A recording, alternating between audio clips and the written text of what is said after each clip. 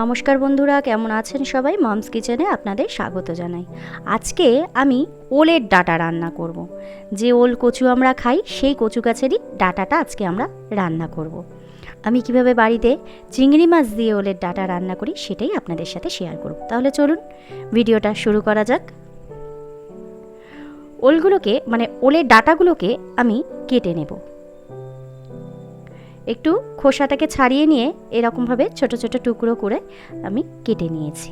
ডাঁটাগুলোকে কেটে নিয়েছি, ছোট ছোট টুকরো করে কেটে নিয়েছি। ওলের ডাঁটাটা খুব কচি ছিল, খুব স্বাদও হয়েছিল খেতে। এবার আর নিয়ে নিয়েছি আমি কাঁঠালের দানা। কাঁঠালের দানাগুলোকে আমি খোসাটাকে ছাড়িয়ে নিয়ে দু টুকরো করে কেটে নিয়েছি। এইবারে ওলের ডাঁটাগুলোকে আমি সেদ্ধ করতে বসিয়ে দিচ্ছি। সামান্য পরিমাণে জল নিয়েছি, জলের মধ্যে ডাঁটাগুলো দিয়ে আমি সেদ্ধ করে নিয়েছি। ডাঁটাগুলো সেদ্ধ হয়ে গেছে, তাই জল ঝরিয়ে নিচ্ছি ডাঁটাগুলো থেকে।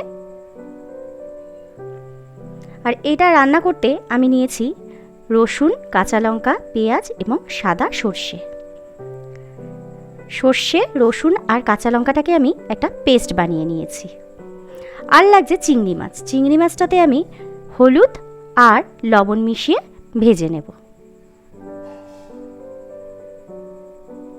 আমার ভাজা হয়ে গেছে চিংড়ি মাছটা, আমি সরিয়ে রেখেছি চিংড়ি মাছটাকে ভেজে। এবারে কড়াইটা বসিয়ে দিয়ে কড়াইয়ের মধ্যে তেল দিয়ে দিচ্ছি। তেলটার মধ্যে কালো জিরে ফোড়ন দিলাম।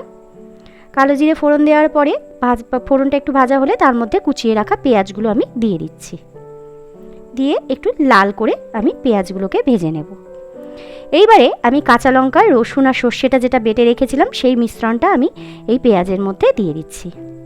আর দিয়ে দিচ্ছি 4টে কাঁচা লঙ্কা আর কাঁঠালের দানা, এটাও আমি এর সাথে দিয়ে দিলাম। আর নিত্যদিনের যে মশলাটা আমি দিই, হলুদের গুঁড়ো, লঙ্কার গুঁড়ো এবং স্বাদ অনুযায়ী লবণটাও আমি এর মধ্যে দিয়ে দিচ্ছি।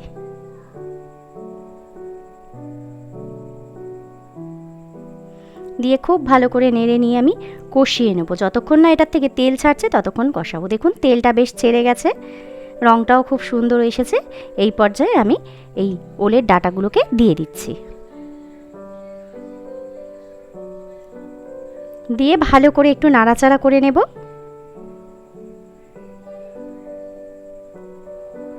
করে আমি একটু ঢাকা দিয়ে এটাকে হতে দেব। যেহেতু কাঁঠালের দানাগুলো দিয়েছি, ওটা সেদ্ধ হওয়ার জন্য আমি এটাকে ঢাকা দিয়ে দিচ্ছি এবং অনেকটা জলও বেরিয়েছে ঢাকা দেওয়ার ফলে।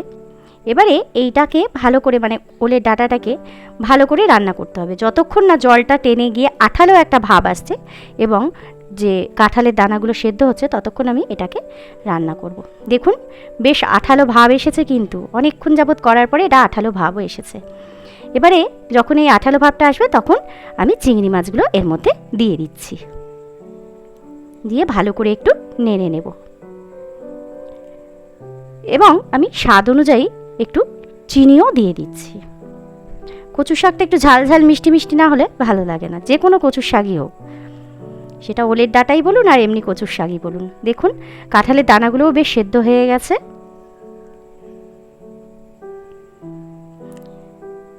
খুব ভালো করে একটু নেড়ে নিচ্ছি। দেখুন সম্পূর্ণ রেডি হয়ে গেছে আমার রান্নাটা। এবারে পরিবেশনের জন্য রেডি করে নিচ্ছি। এটা গরম ভাতের সাথে খেতে দুর্দান্ত স্বাদ লাগে এবং রুটির সাথেও এটা খাওয়া যায়। তাহলে চলুন আর বেশি কথা বাড়াবো না, ভিডিওটা আজকে এখানেই শেষ করলাম। আর রান্নাটা কেমন লাগলো দয়া করে কমেন্ট করে জানাবেন। ভালো লাগলে আমার ভিডিওটাকে একটা লাইক করে দেবেন আর চ্যানেলটাকে সাবস্ক্রাইব করে দেবেন। সবাই ভালো থাকবেন, সুস্থ থাকবেন। দেখা হবে পরের একটা রান্নার ভিডিওতে।